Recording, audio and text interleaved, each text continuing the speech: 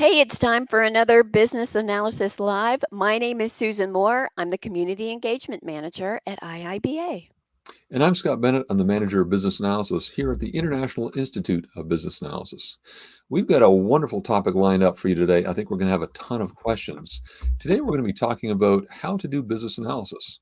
For those of you who have been studying the theory or hearing about this stuff, today should be a day that we bring this all into, reality, make it visual, make it Focus. real.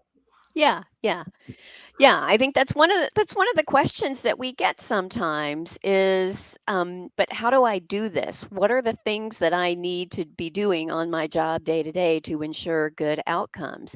You're right. Some of what's out there is theory, it's knowledge, it's kind of up to the user to put that together. Well, today's the day that we meet with someone who has been thinking about how to do business analysis, and not only thinking, he writes about it as well. That's right. We have an author of several books here today. Please join us in welcoming Howard. Howard, thank you for joining us. Hi, everybody. Nice to Yeah, see you, hey Susan. Howard. Nice to see you, Scott, and everybody else who's out there. It's always a good day when I get to talk with Howard. We as we were getting ready today, I was saying that Howard and I just naturally have a lot of good conversations, many of which we think, man, if we had the camera turned on, I was just this thinking, would have been, yeah, this would have been a really great conversation to share with others. So glad that you could what join us other today. people miss, what happens in the half hour before. That's right. That's right. So, Howard, tell us a little bit about your Mhm. background and sort of how you came into business analysis and what Uh-huh. it is you do in the profession. Oh, yeah, sure. Well, I started out probably like a lot of people from my time who got into business analysis. Not so true today, by the way. I was a developer. And I'd worked my way up into the high ends of systems analysis, what we would probably call a systems architect today, although I didn't think I ever had that officially that title, but I was working out the architecture for how different components would speak to each other, how even different computers, what kind of protocols would be used, for them to speak to each other, designing systems and also writing code. And um, somewhere around the late 1990s, I heard about this new thing called business analysis that was coming up. I don't think there was an IIBA yet. There wasn't actually when I started. No. Yep. There was no Babcock, but there were ads in the paper. There actually were newspapers, actual newspapers, and there were ads for people called this new thing called business analysis. And I thought this is kind of interesting. It looks similar to what I've been doing before. In terms of some of the tools and techniques are similar, but they're used for a totally different purpose. They're not being used, to design databases, for example. They're being used to understand what the business rules are that have to be satisfied by the software. So very different perspective. And I thought this was a really exciting thing because as in my work as a developer, I often found that, gee, why didn't the marketing person or the person dealing with the business side, why didn't they ask these question A, B, or C? Because now I don't know what to do. And so it might even have been a cardinality question between different tables and what the cardinality relationship should be. And I realized right away that these are not technical questions. These are questions that have to do with how the business actually runs. Right. It has a Mhm. technical implication, but it's not a technical question fundamentally. And that if we could bring some of these tools and techniques forward so that they're used by the business analyst, I found the little diagrams that I was doing, ERDs and things like that back in those days, which I was using for technical purposes, really I really felt, no. They should be used for business analysis purposes, for this new thing called business analysis. Decision tables, which were used by testers to come up with test cases, to me were no, this should be done up front because it actually gives you the business rules, right, for how the business responds to different situations and therefore how the software should respond. So it looked like a great way to go. I thought it would be a lot of power in it, and I started working with it. As I started to coach people on it and also started teaching courses on it, I found that uh, there was a heavy emphasis on theory, not enough on the practicality. When it got to the practicality, there wasn't a good dividing line between technical and non-technical. The techniques were still being explained to people from a technical point of view, and it was also this was leading to backlash from software developers who felt that these new BAs were encroaching on their territory, by creating these kind of models that they've always created. And I had to go in there, and this was a good part of my job back in those days, was to go in and explain to the development side that the diagrams and the specification that the BAs are writing are not telling you how to design the system. These are not diagrams of databases. These are not logic models that tell you exactly how to write the code. These are models that describe how the actual real life business runs, and how, as you can write the code however you want. As BAs, we're not saying this is what you should do. We're just saying whatever you do should satisfy these rules, should satisfy these ways of working of the business. Well, that's really interesting to hear about that. I started my career as a business analysis professional in '98. Yeah. I was a Lotus Notes developer before then. Tells you how old that is. But it's interesting to hear the developments. And you've written 3 books since then. I'll put the book covers on here. Tell us a little bit about these books and what inspired you to write them for people. Well, in the sort of broad view, what inspired me in every case was I was working with teams who had recurring questions about how to do things. And I've started, in many cases, actually started putting out cheat notes with templates and examples, excuse me, to help them through those questions. And ultimately just felt, well, I guess this is coming up so much, I've got to write a book for it. So with the UML book, the impetus for that was working with teams. A lot of them were in finance and insurance back in those days for my clients, and some were in government as well. Okay. And they had started to do something that was called iterative incremental development, which we now think of as Agile development. But that was sort of the big name that most of my clients were using at the time. I still think iterative incremental is the most important aspect about Agile, to do things in pieces and to get something working out, to the customer on a frequent basis, an extremely frequent basis. So they had been adopting these methodologies. One of the most popular ones amongst mainstream organizations then was the Rational Unified Process, or the generic version called UP, the Unified Process. It was created by a company called Rational, eventually bought by IBM, and became one of their big methodologies they were pushing, and they had tools to go along with it as well. If you've heard of Ivar Jakobsen, I just talked to him last week. Oh, really? Okay. Excellent. I did. Yeah, he is the inventor of use cases, really, which was Yes, part of he this approach. In fact, it was the driver behind this approach, was use cases. By the way, that's just as a little aside. People who think that use cases is a waterfall approach are absolutely wrong. Use cases were invented by Jakobsen as an iterative incremental approach. It's not, it's not part of that. Maybe he didn't slice things down enough, and we'll get to that maybe a little bit later. And he's improved it with use case 2.0, but it always had that intention. So anyway, just long story short, many companies were beginning to adopt these processes and tools to go along with it. But when they would call in the IBM consultants, they would be able to tell them a lot about the technical part, but nothing about very, very little about the BA part. Like, how does a business analyst fit into this framework? There often was no business analyst role actually defined, as we still have that problem with Scrum, or that issue with Scrum. So there was a lot of confusion about how the analysis work is done. Do you do all the analysis work up front and then you go into iterative incremental, or does the analysis happen piece by piece? And if it does happen piece by piece, how do you develop and pick up requirements at the same time? How do you develop when you don't know what all the requirements are? These were all big questions back then, and there were not easy answers to these questions.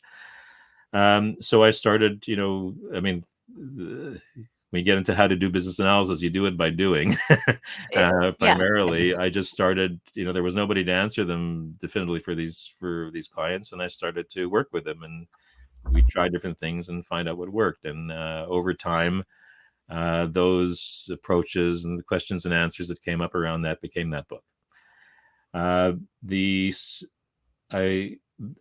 That book, if I made any mistake in terms of, in hindsight, I placed a lot of emphasis on something called class diagrams for the way that they bring out the structure of the business and how different parts of the business communicate with each other and all the business rules related to it and the type of information that it has to store. I thought this is going to be like the most powerful tool. It turned out that business analysts did not pick up on that aspect the way that I wished that they would have. But the use cases and all the rest of it did become very big. So by the time of the second book was the Business Analyst Handbook. And what I did with the UML for IT Business Analyst book was to walk the reader from start to finish through a problem, and then through that case study, be able to explain the whole business analysis job, really, and how it's done. And so, with extra examples along the way, but basically by following a case study, you can sort of feel the flow and how one technique and tool feeds into the next one.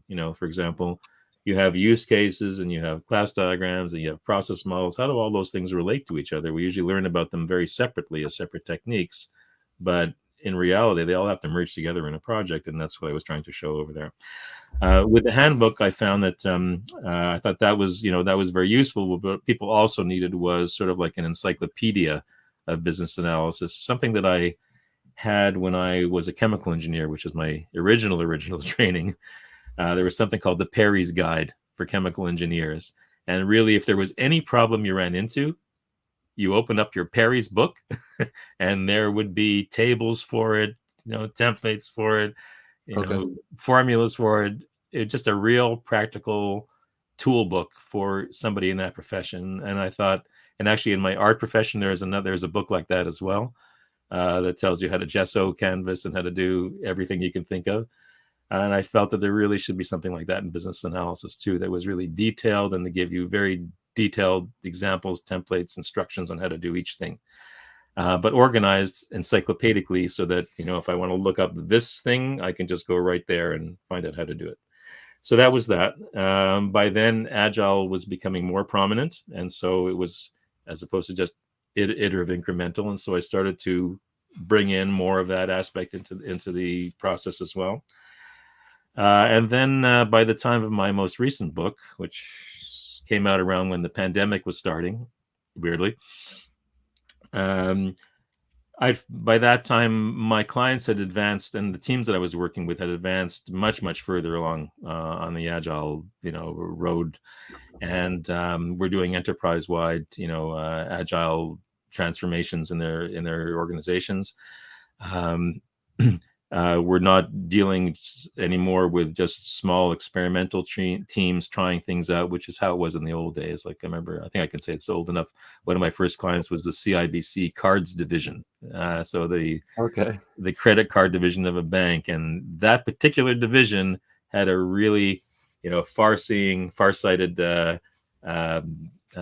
leader within the bank who had heard about these iterative incremental methodologies and really wanted to do it there, and he set up the most amazing process I've ever seen. Wow. I didn't realize we had that connection. I worked at CIBC for 13 years. Oh, is that right? Oh, okay, we could talk about that. It was late 1990s, yeah, and early 2000s. Yeah. Willie. Oh, we'll talk about. I'll get all my connections up again. We'll see who we remember from back then. Yeah, by the time of the second book, then it was becoming instead of just having these sort of isolated teams doing work, we had an enterprise-wide issue, and so that brought in bigger problems. How do I coordinate teams on a huge effort when everybody's agile and everybody is supposedly working on a single team method, which is sort of all that Scrum really talks about? How do you actually make all of this work together? And so that book really brought in so much more. And also it broadened the whole process out to other parts of product development, and also other agile methodologies and frameworks that were coming in. So in that book, the most recent book, you see a lot on lean startup minimum viable product approach, which is a way to, have a adaptive learning process at the heart of your planning. It brought in a lot of ATDD, BDD. It's a lot of acronyms there, but that's acceptance test driven development, where the work of the BA revolves a lot around specifying acceptance criteria for stories. Okay. So it's a little bit of a different focus or a different way to think about things. And so, I've there's a lot of that in the book as well. Story mapping, a really powerful technique for planning the next release or the next quarter. It's sort of I guess, a bit of a longer range plan. When you're dealing with individual stories, you have these problems of, each one is just a tiny little piece of functionality, but how does it all fit in together across the value stream from the customer's point of view? In other words, how does it fit into a larger objective that they have? For example, like when you put in an order for a purchase, your goal is not to successfully submit an order. Your goal is to actually get the product in your hands at the end of the day. And so all the little things that you do along the way and in your interactions with a system or a product are part of a larger purpose that you have. And story maps are really great at showing how things fit in from that point of view. So all of these sort of new techniques are very, heavily incorporated into the new book now. Okay. Well, one thing that I like about the theme in these books, Howard, is that you're talking about how you're doing something. It's not just, hey, here's a theory on what you could do, but you're actually providing templates and examples to allow the reader to follow through and understand, comprehend how they could actually use this. So I think that's there are books out there that are very useful because they have new theories and they can give you some frameworks to think about. Yes. But that idea of, okay, how do I do it? It's a combination of not just understanding theory, but doing it.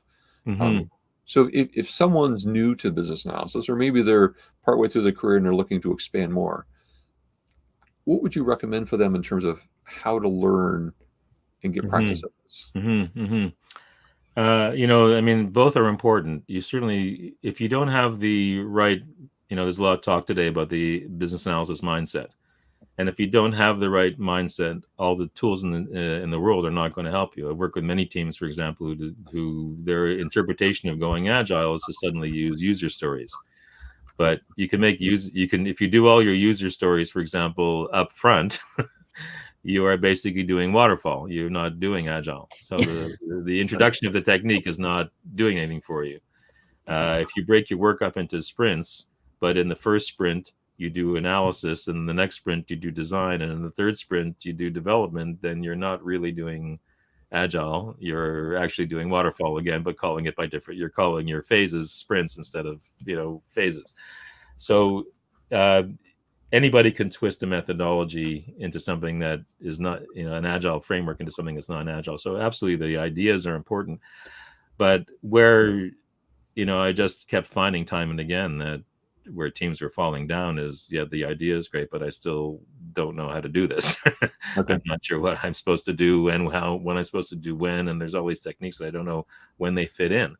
I mean, one of the things in my book here, let's see if I can get it quickly, is I put together kind of a map about when you do which technique. And it's not to say that you don't do all the techniques all the time. Oh yeah, there's the map there. And this is from the latest book? From the latest book, yeah. Here's, there's a little picture of where the map is. Yeah. So basically, as you go from left to right, I have what I call zones of activity. They're not phases, but they are sort of areas of interest that you more focused on, let's say, in the beginning versus the middle versus the end of a development effort. And so you can see basically based on what your zone of activity is, if you're dealing in planning issues or if you're dealing in day-to-day issues, what kind of techniques you're going to pull out of your toolkit and start to use. Oh, very good. So I found that was a missing thing. And in terms of the how-tos, just one last thing that Susan for, is that I never could understand when I was doing, there was a time when I was teaching other people's courses. That was some income for me. And it used to bug me time and again where they would not give you practical examples. They would give you exercise. They wouldn't give you a sample answer to an exercise. And I felt it was almost as though the people creating these materials were afraid to actually put something down in black and white in case it was wrong. Once you give a hard example, you could be criticized now, right? So I just felt that really, people really needed it. They just needed to, by working through practical problems and giving them practical examples and templates for the things that they need, just be huge help to people to bridge that gap between theory and actual practice. So that, I guess, has become the emphasis and focus of my work, to try to fill that gap. That's Yeah, great. kind of your life's work, Yeah, you by could the say. way. Yeah. Yeah. So the thing that I like about the image that you've got there and calling it zones of activity, I Mhm. know one of the things that we hear sometimes, that is pushback organizations have against doing business analysis, is that Mhm. it's a phase. They go, oh, Mhm. well, we don't want to do that phase. It's just going to take us Yeah. a long time.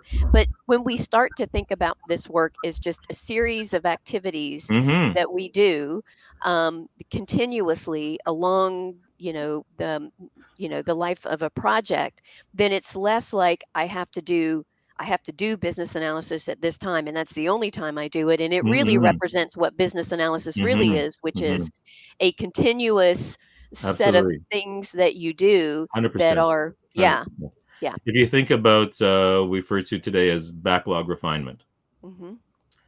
So you have an item in a backlog which represents a little piece of work that someone's going to have to do. Before they can do that work, some analysis has to happen on that piece of work. What are the business rules that have to be satisfied? You don't want the programmers having to start the work and they have no idea what the rules are. So some sort of work has to be done. In the old days, we would have done that work before any development began.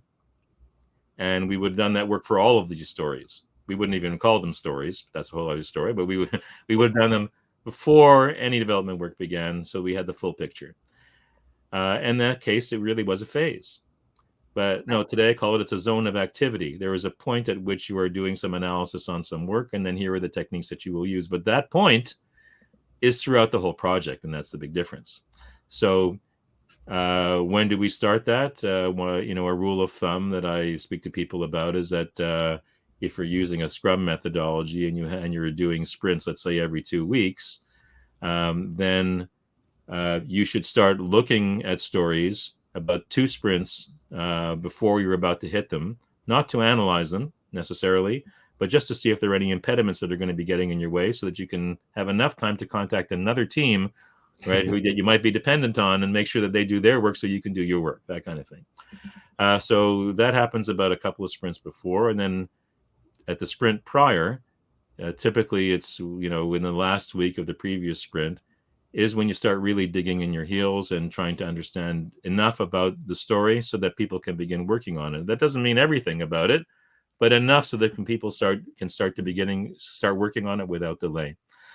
And then as each story comes up and bubbles up to the top of the backlog, that's just a to-do list. As it bubbles up to the top of the to-do list, you are doing a rolling analysis. So it's a very different way of working. If I think of the extreme case, if I could just indulge for a second, I would like to talk about a case study that I've worked closely with some of the developers on there, that I just found as an amazing example of how business analysis will be done in the future and how some are actually doing it today. And it also kind of illustrates also the power of agility as almost a strategic asset in and of itself of a company, not just as a way to get somewhere else, but actually it's an asset itself. So this is a company, I don't want to give too many details. This is, how they work. It is part of their strategic advantage, but let's say enough that they're a company that works in the States. Okay, they're Canadian. They've done some work in Texas, for example, and they produce rideshare software that can be used by various other companies. So here's an example. We talk about 1 week sprint. Here's what can happen in a week. They had limited business with a municipality in transportation, and they wanted to expand their business and prove what they can do. Okay. They sent down a small team, like a typical Agile team, about 8 people, to this location. It included a business analyst, although not with that title, but a product person, as they'll refer to it as. and various technical people to cover all the various aspects of the architecture that would have to be, and that would have to be hit. And they rode around with the cab drivers for the first few days when they arrived there, finding out firsthand, this whole team, they rode around with them, finding out firsthand what their issues were, what they wanted to have fixed. They gathered together in a hotel room, and during this week, they banged out the improvements.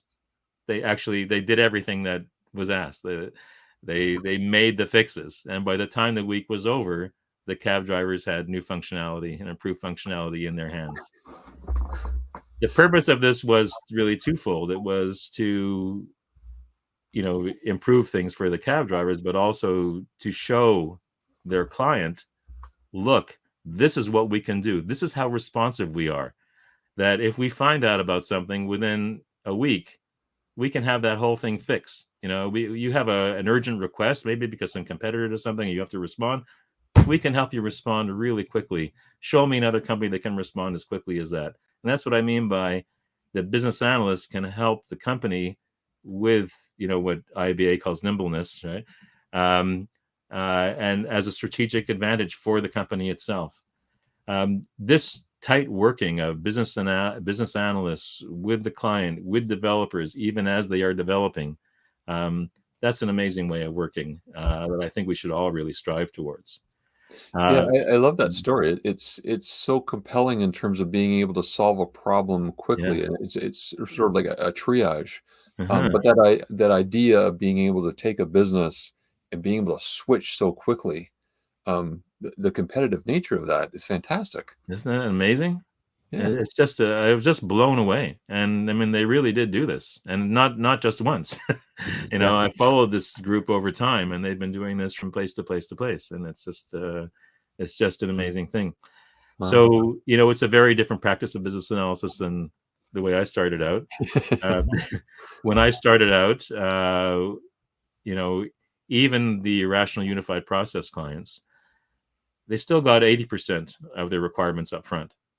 Yeah. And most of the iterative development happened on the development side, not as much on the analysis side. There was some, they used to say you should know what your use cases are. You should have your basic flows down, but you don't need to know all of your alternate flows when you start things out. And then as you start rolling in, you can start filling in some of the details. Today, we're much more agile than that, much more flexible, and we're leaving a lot more things, till later. Yeah. So just want to remind our viewers, we are live, which means you can put a question in and we're going to answer it. We're going to get into the question shortly. I just had a short experience to share with you, Howard. When I was finishing my developer days, it was probably 97. I was in a project which was paired programming. Oh, yeah. Yes. We had XP. 5 bankers sitting with 5 Lotus Notes developers, and we all developed this code together, and it was an experiment to see how it went. So I think we worked on it for 2 or 3 weeks. Yeah. And then we had to pull it together. Well, it took about 2 months to pull the pieces together. Oh, yeah. Because we were each working with individual styles, and it was the first time we'd done it. And it was an experiment. It obviously has not taken off as a methodology for developing software. But it was an interesting test. Well, Scott, maybe it is taking off again with companies like this that I'm talking about are kind of, pulling in some of that idea. I think the part that hasn't taken off is the pair programming of all of the practices of XP. I don't see a lot of teams, doing that. But the other part of it, of working closely with business people, as you were back then, I think I would not throw that away. As I say, this company that I'm talking about is still doing that, and they're doing it very successfully. But it does point out certainly some of the issues when you spit out code really quickly. It's also very messy code. Yeah. Just because that's how you get things out fast. So we have some, there are, one of the nice things that's come about to make that a little bit better is DevOps. Okay. So, Yep. Because what DevOps does is it first of all, a lot of the cleanup that you do afterwards has to do with making sure that you have automated test cases written, and to make sure that everything is properly fully tested and can handle all different circumstances. with DevOps, you write combined with ATDD, acceptance test driven development, you actually write these test cases as you were doing, actually, right? Probably with XP, you write your test cases first, right? As part of pair development. I mean, I'm not sure how you practice it, but usually it's you begin by writing with the tests. You're writing the tests then fail, and then you write the code until you can get those tests to not fail. And then you write your next set of tests and you go on and on like that. So what's nice about what's nice about the idea of writing test cases first is that they are going to be written and you're not going to forget them. They don't get thrown away later. Right. And you're sort of building quality in from the beginning. And then the fact that you have automated, and this is the nicest part about it, I think what I wanted to get to is that by doing that, you eventually build up a bed of automated test cases, so that when you make a fast change somewhere, you can very quickly run all the test cases through it. You don't have to, and so that happens automatically with very little human effort. So you can feel more comfortable that these quickie changes that you put in are actually going to be secure and are going to be fine in the production environment. That's something that we couldn't do back then because we just didn't have the technical environment to allow any of that to happen. Okay. So I'm going to ask Howard a question from a different angle. I'm a manager of business analysis. I've mentored people and sort of helped them in their coaching. If there are people that are just learning business analysis and maybe there's managers listening, Mm-hmm. how can we give them the tools to get this experience? Mm-hmm. Or if someone's in that position and they're new, how do Mm-hmm. they seek out opportunities to learn this? Mm-hmm. Mm-hmm. All right, so there are many ways to really look at this, and many avenues that you can take. From an organizational point of view, we were talking about this a little earlier. It's actually just come to me now. We should have brought up.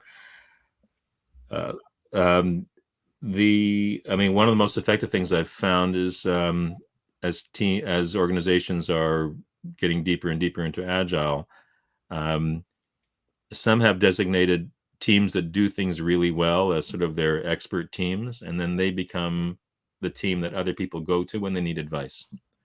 Okay. Those teams save the specifications and maps and models that they've created as good examples. So and that goes into a library. So people are able to use that and learn from it as well. There's nothing better than that because these are examples that actually happen within their own company. So they're 100% relevant to everything that everyone is doing. So I find that's really, really useful. Another way to go is when you have, once you have some teams, to start breaking up those teams, even though there's some danger in doing that, but started taking some of the people from those teams and using them to seed new teams. Now you've got people who've actually had real hands-on experience in your organization who can now help others as well. The sprint retrospective, which is a ceremony that people who follow Scrum do, as another opportunity for learning, where teams who have done things particularly well during that retrospective or even during the demo, actually probably even more important during the demo, invite other teams to see what they have done, like a show and tell, again, to show what's possible. So these are really great ways to spread knowledge within the company. And then, of course, there's the question of bringing in outsiders. So it's a little bit controversial with some people. I've heard some people say that there's no value bringing in people from the outside because they come in and then they go. That's often true when a person comes in and just teaches a course. And I actually found that a lot in the early years. You've taught something. There's no backup from management. You leave and everything goes back to the way it was. And I get complaints like, I love this, but I don't know how I'm going to fit it in. So one thing I do before an engagement is I try to meet with all levels beforehand. So I want their manager. I need to speak with their manager before I speak with the team members because I need to have them on board. And I even like to have the management in the room when I am working with the team, so that whatever knowledge I'm passing on, they're also picking up just as well. And if they have any problems doing it within their company, they will tell me right away. And believe me, they do, right? I remember I went into one company and talking about story points, and I was a little bit negative about them. this person set me straight about, how, yes, in theory, there are these issues with story points, but here is why they're extremely valuable within their company and how they've really solved a lot of problems for them. Great. I found that out right away. I switched my advice. She actually convinced me, and she convinced me for other people as well. That's, by the way, how most of the advice gets in these books, is that, I learned from the teams that I work with what's working and what's true and what's not true. Right. Yeah. There's a lot that's theory in book. You can talk a lot, for example, about story points and how they're, and as I have in the past, about how they're an abstract measure that doesn't really get you anywhere, but, and it's a waste of time. But, I can also give you an amazing argument why they're fantastic. So having everybody on board in the team when you're doing coaching is extremely important. And then I would say the most important aspect, because I do think bringing in outside is important, because people within a company know how they do things, but they don't know how everybody else is doing things. That's right. And it's really good to have somebody, like, the advantage of them over me is that they're doing they're working in that organization every single day. There is nobody who has better knowledge on the ground than they do. So I really believe I go in there to learn at least as much as I go to impart knowledge. But what I have that they don't have is that I go around to many companies around the world, and I see how so many other people are doing things, and I can bring that knowledge to them. So it's really a nice two-way street. But I find that it works well when I am working on a live problem and not just teaching theory. So what I do beforehand, before an engagement, is I meet with these other levels of management. I discuss projects that they're working on, and we come up with a project that will have enough variety in it that it will bring up typical problems that occur, but won't be so complicated that we won't be able to get enough done in the amount of time that we have available to work. So it's a matter of maybe we'll pick off a piece of the problem, or we'll take the problem and just make some simplification, some simplifications for academic purposes, but we'll be very close to the problem. And I find when I work like that, it's amazing, because by the end of an engagement, not only they've got theoretical knowledge, they've applied it in their workplace, so they know how it, what works and how it works and how it all applies to what they're doing, and they've actually got artifacts that they can use on the actual live project. I mean, what's better? So I think working with coaches that way, it's a great way to work. There aren't a lot of coaches who do it that way, because it's also a lot of pressure. I might be working with 3 teams at one time, right? And each one is in their own breakout room when they do the project work. And I have to kind of keep in my mind 3 different projects, none of which I work with day to day. Right. And it's a challenge, right? It's also very, very exciting, though, because you just see so much about what other people are doing, and you gain so much, on the ground experience doing that. So I think it's a great way to work, but it's not for everybody. Yeah, and giving that tangible result as well. Yeah. So speaking of challenges, we have a ton of questions. Yeah. So Susan, I'm going to turn it over to you. Why don't we get through these, and we'll try to keep the answers brief, so we can see how many we can get through. All right. Let's see. So we also had some great just observations that were shared with us. So this question is from Abdul. I have a question about user stories and waterfall projects. User stories. How can I make sure to get everything right before sign off and not do things just half-baked for sign-off's sake? I mean, if you want my 2 cents, user stories, I don't know that to me, it's a placeholder for a conversation. So if you're taking a placeholder for a conversation in a waterfall project, I think you can be assured that you're going to have to do things half-baked. But what do you think about that? Yeah, I have a question about the entire basis of the question. My question is, why are you using user stories in waterfall projects? And I guess that gets down to really what's behind your remark as well, Susan. Yeah. I think user stories are not defined enough. Like they're not specified enough for a waterfall project, and also they're too small for a waterfall project.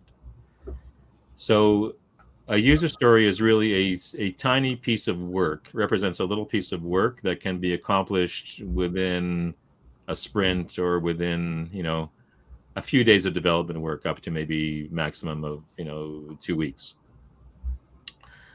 the reason that we go through all the trouble of taking requirements and breaking them up into these itty bitty little bits is because in agile development, we want to develop these little bits a little bit at a time so that we used to say every 2 weeks, but now it's actually multiple times a day, deliver software, deliver working software. This is all possible today, deliver working, reliable software.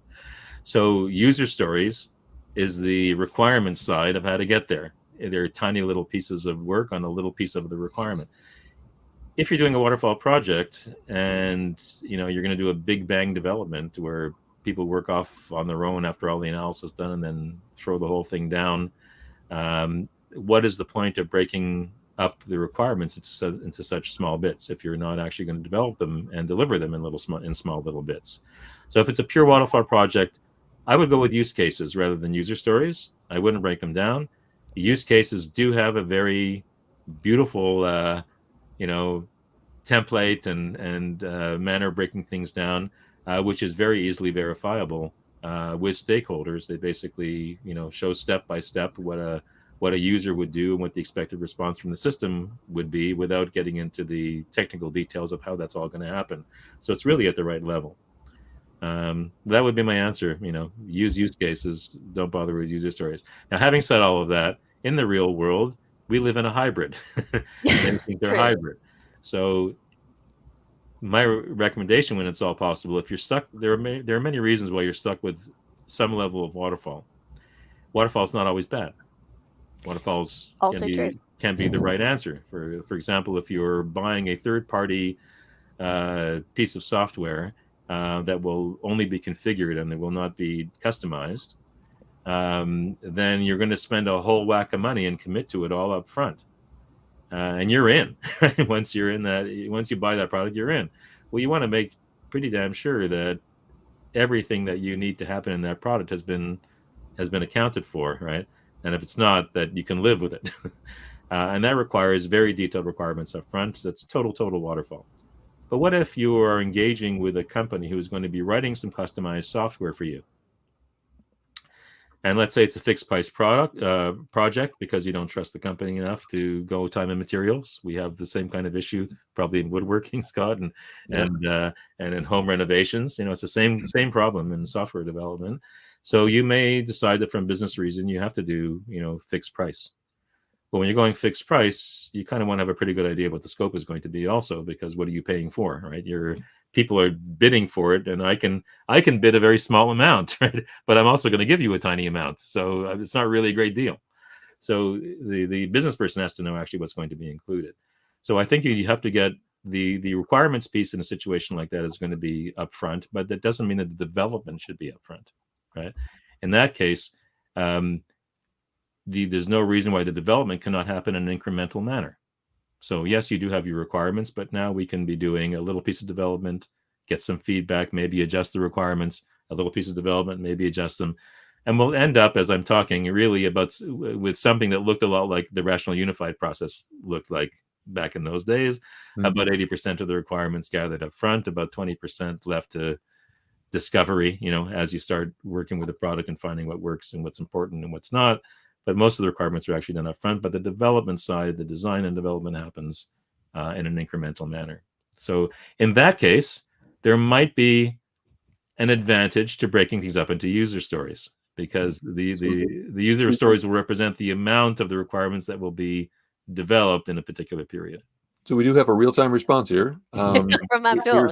Yeah, thanks for answering the question. I do feel it isn't sufficient and needs more detail with use cases on the requirements. So they feel the user stories are insufficient and need more detail. Yeah, absolutely. And I often find my experience has been sometimes that leaders hear this user stories are quick requirements, and so they start to talk about user stories, and they are doing a waterfall without really understanding what a user story is. Mm-hmm. I've had this exact experience and tried to give more reasonable examples. The other thing I am happy that you just kind of dropped on us, because this is really important. Waterfall is not bad, and the situation and the context matters. So you are correct. I have done a lot of commercial off-the-shelf implementations. Those generally are our waterfall. We found ways to, to speed up the development piece of that. But you're right. When you're paying for software and potentially a systems implementation team that's going to come in, you need to know everything that you're going to do because you are pricing that project based on Mm. everything that's got to be configured.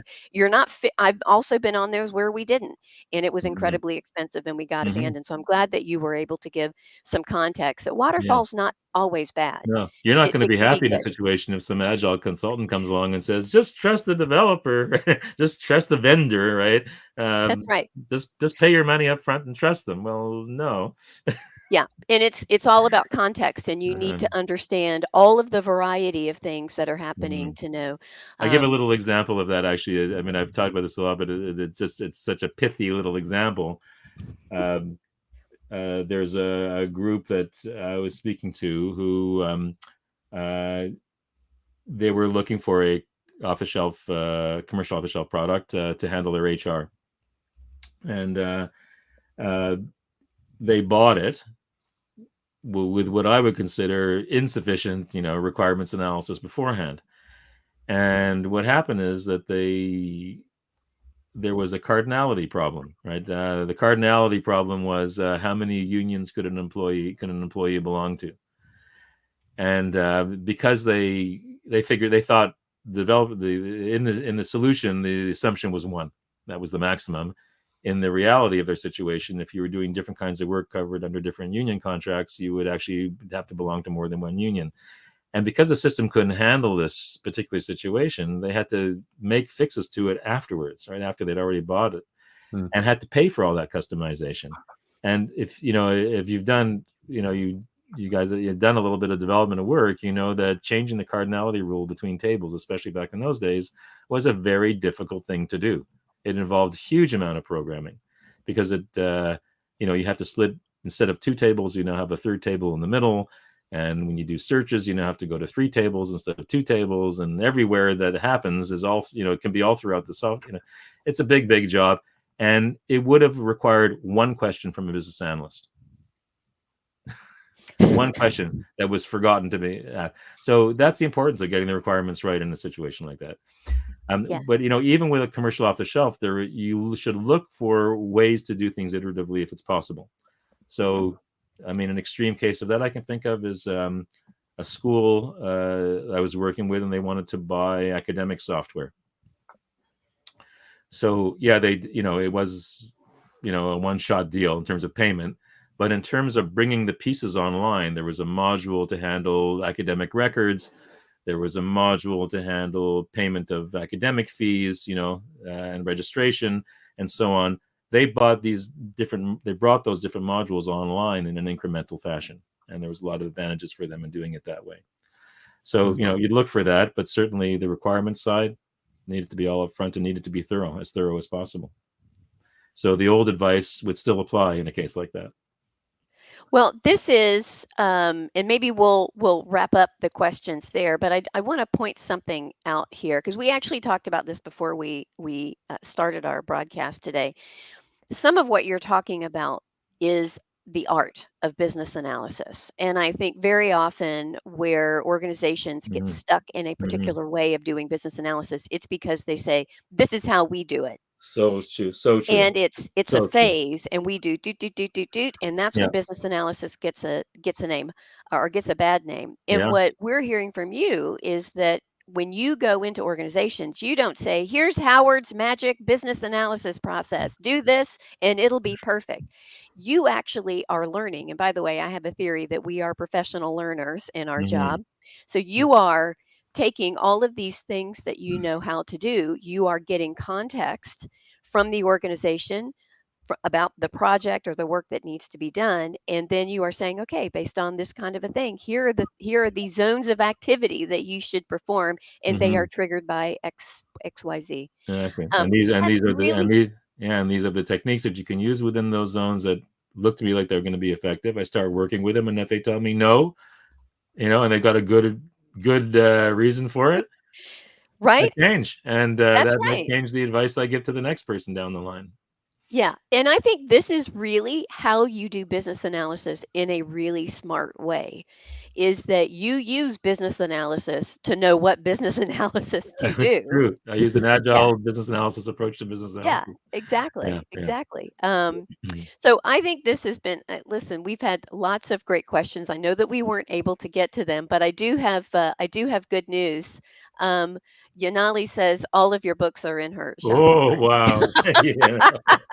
So you might want to pop those up again, Scott, Mhm. just so folks can see. And they really bookend your work in business analysis consulting over the years. So business analyst handbook, and the UML kind of represent the early work that you did, and then the guide to business analysis and planning is the Mhm. more recent one, which reflects more of the agile frameworks that have Mhm. been introduced. Mm. So And that's why planning is in the title as well, because that's right. uh, today, with everything happening in an incremental fashion, the work you do, excuse me, in requirements analysis is very, very tied to the work you do in planning. uh, Right. you are learning as you go what the requirements are, That's right. and what you've decided to be requirements affect what the plan is going to be, because how much of those requirements are you going to deliver in this piece, in the first iteration, the second iteration, the third one, and so on. So you can't talk about one without the other, and that's right. That's why it's there in the title. Yeah. Yeah. Also, I was kidding. One last question. Oh. Any new books coming? Ah, David Wiley. Are you Wiley Publishing? Yeah, yeah, I know, because he might want to talk to you.